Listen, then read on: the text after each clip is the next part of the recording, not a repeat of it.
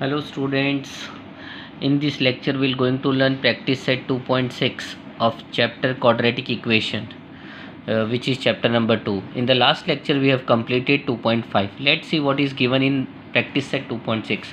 Student, in 2.6, see there are word problem is there. Observe the word problem, understand the word problem, and then frame the equation. These word problems are very easy, they are not difficult, just we need to understand the word problems. Let's see the first word problem. What is given? Say, product of Pragati age 2 year ago and 3 year hence is 84. Find her present age. We need to find the present age of Pragati. What is given? Product of Pragati age 2 year ago. 2 year ago मतलब 2 साल पहले. And किस किस का product है? Product of 2 year ago and 3 year hence. 3 year hence means 3 साल आगे. 2 साल पहले की एज और 3 साल आगे की एज का प्रोडक्ट करना है हमको. इस वर्ड प्रॉब्लम में 2 साल पहले की एज और 3 साल आगे की एज का प्रोडक्ट करना. रिमेंबर दिस स्टूडेंट, प्रोडक्ट क्या है?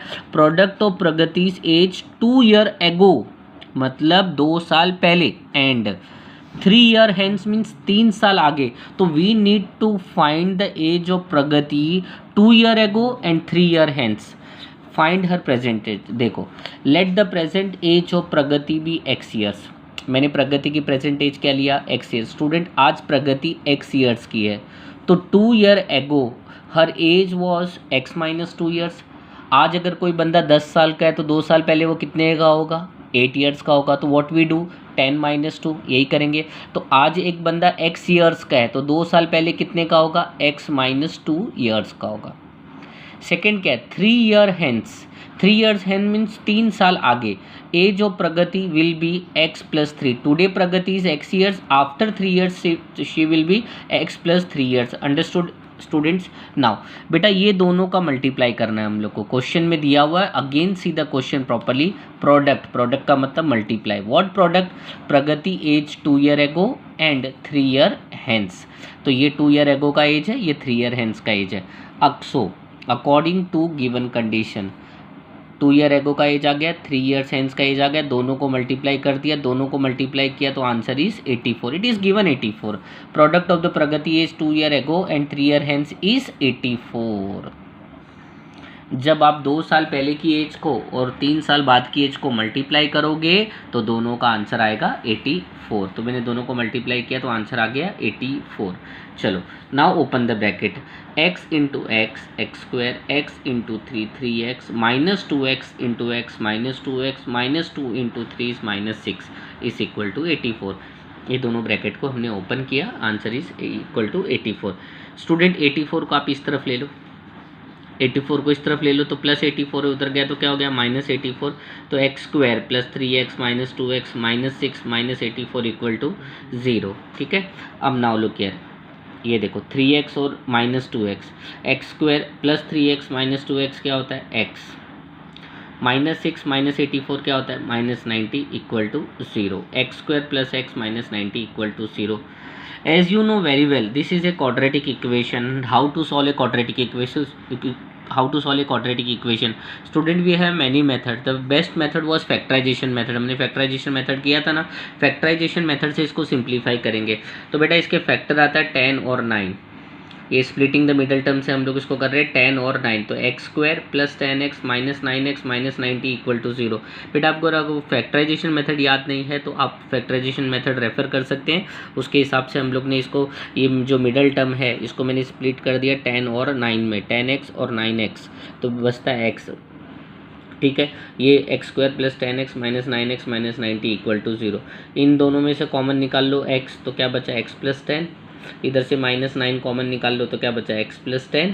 देखो -9 कॉमन निकला तो x plus 10 equal to 0. x plus 10 x minus 9 equal to 0. x plus 10 equal to 0 और x minus 9 equal to 0. x equal to -10 plus 10 इधर गया तो x इक्वल टू -10 और x ये -9 इधर आया तो 9 हो गया. अब हमको पता है कि x क्या था? x एज था, एज. तो age cannot be negative. x equal to -10 is rejected since age cannot be negative, तो x का वैल्यू क्या बच गया 9. So x equal to 9, x equal to 9. Pragati present age is equal to 9 years. Now see the second question, student. Sum you understand, sum means plus. Sum of square of two consecutive natural even number is 244. Find the number. Beta, what we need to find? Sum of the square of two consecutive even natural number is 244 given. Find the number. तो मैं बोलता हूँ let the two consecutive even natural number be x. पहला consecutive अगर मैं x लेता हूँ तो दूसरा इवन नेचुरल नंबर होगा मेरा एक्स प्लस टू. तो दो कंसेक्यूटिव नेचुरल नंबर हो गया, एक एक्स और एक एक्स प्लस टू. अब क्या बोला है? Sum of square of two consecutive. बेटा इसको स्क्वायर करो और इसको स्क्वायर करो और दोनों का सम करो. So according to the given condition पहला consecutive natural number was x, तो एक्स का square plus x plus two का स्क्वायर, दोनों को स्क्वायर करके बीच में सम, दोनों का स्क्वायर करके दोनों नंबर को स्क्वायर करके बीच में sum equal to 244. Now this x square as it is plus a plus b the whole square. A plus b the whole square का फॉर्मूला अप्लाई करो इधर. ए स्क्वायर प्लस 2ab, 2 2 सा 4x प्लस 4. जब इसको open करोगे a plus b the whole square तो x square plus 4x plus 4 equal to 244. X square कितना होता है? 2x square plus 4x plus 4, ये 244 को इधर ले लो, माइनस 244 इक्वल टू 0.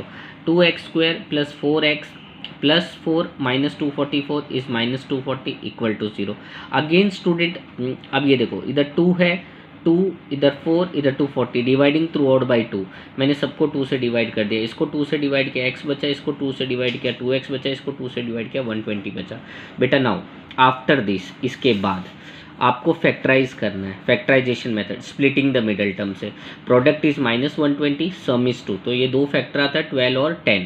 दो फैक्टर होते हैं 12 और माइनस 10. तो x square plus 12x minus 10x minus 120 equal to 0.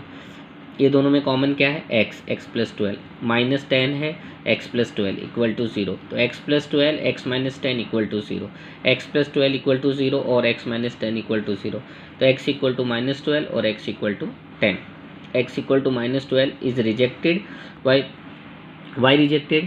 Because natural number can not be negative. Natural number हमेशा पॉजिटिव होते हैं, बट x का वैल्यू क्या है? इधर माइनस 12 है, it can not be negative. तो ये तो हट जाएगा, x इक्वल टू माइनस 12 हटेगा तो क्या बचेगा? x equal to 10. तो हमारा फर्स्ट कंसेक्यूटिव नेचुरल नंबर क्या मिल गया? 10. एंड दूसरा क्या मिल गया? x plus 2. तो 10 प्लस 2 कितना हो गया? 12. The two consecutive even natural number are 10 and 12. Now see the next question. Third one. In an orange garden of Mr. Madhusudan, there are 150 orange trees. The number of tree in each row, ध्यान देना student, the number of tree in each row is 5 more than that in each column. Number of tree in each row is 5 more than that in each column. रो में कितनी है? 5 ज़्यादा है column से. रो में कितनी है? 5 मोर देन कॉलम. रो में नंबर ऑफ ट्री कितनी है? 5 more than column. Find the number of tree in each row and each column with the help of the following flow chart. बेटा ये फ्लो चार्ट हमको दिया है. According to this information हमको चीज़ें find करनी है. नंबर ऑफ ट्री पहले कॉलम में कंसिडर करनी है, फिर नंबर ऑफ ट्री रो का बताना है, टोटल नंबर ऑफ ट्री बताना है. अकॉर्डिंगली हम लोग इसको सॉल्व करेंगे. Let's see. अब जैसे कि मैंने 2-3 बार आप लोग को बताया कि number of tree in each row is 5 more than that in each column. Row में कितनी है? कॉलम से 5 ज़्यादा. रो में कितनी है? कॉलम से 5 ज़्यादा. तो मैं कॉलम को कंसिडर करता हूँ. Let the number of tree in each column be x. Let the number of tree in each column be x. तो बेटा मैंने बोला था ना, therefore the number of tree in each row is x plus 5. क्या है? x plus 5. 5 ज़्यादा होगी ना, तो कॉलम में x है तो number of tree in each row is x plus 5. जब मैं बोलूँगा टोटल नंबर ऑफ ट्री क्या होता है? बेटा कॉलम की और रो की दोनों को जब मल्टीप्लाई करते हैं तो टोटल मिल जाता है. So the total number of tree is x जो कि कॉलम की थी और x प्लस 5 जो कि रो की थी. दोनों को मल्टीप्लाई किया तो मुझे क्या मिल गया? The total number of tree equal to x plus 5. But the total number of tree is 150. It is given in the question. Total number of tree is 150. ठीक है, ये भी टोटल नंबर ऑफ ट्री है, x x plus 5 ये भी total number of tree है, and 150 is given, so both are equal. So x plus 5 equal to 150. Open the bracket, x into x square, x into 5 equal to 150. X square plus 5x 150 को इधर ले लो, minus 150 equal to 0. तो x square plus 15x minus हाँ, splitting the middle term, ये देखो middle term 5 है, 15 tense आ, 15 में से 10 गया प्लस 5 बच गया, 15 टेंस आ. ओके, तो ये स्प्लिटिंग द मिडल टर्म हो गया. ये दोनों में से क्या कॉमन निकाला हमने, x कॉमन निकाला, x प्लस 15 माइनस 10 कॉमन निकाला, x plus 15 equal to 0. So x plus 15 x minus 10 equal to 0. तो x plus 15 x minus 10 equal to 0, x plus 15 equal to 0 और x minus 10 equal to 0. x equal to minus 15 plus 15 इधर आया तो minus 15 और x equal to 10, ये minus 10 है, इधर आया तो 10 हो गया.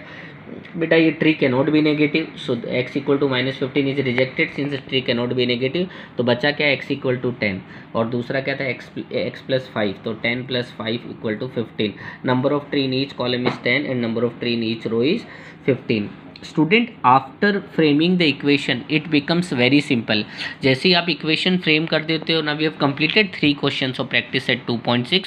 लेकिन आपको इधर ये ध्यान रखना, जैसे ही आप कंप्लीट कर देते हो ना framing the equation, solve the equation by factorization method. तो फैक्टराइजेशन मेथड को बहुत अच्छे से प्रैक्टिस करना, और कोई भी डाउट हो तो you can ask me. Okay, thank you.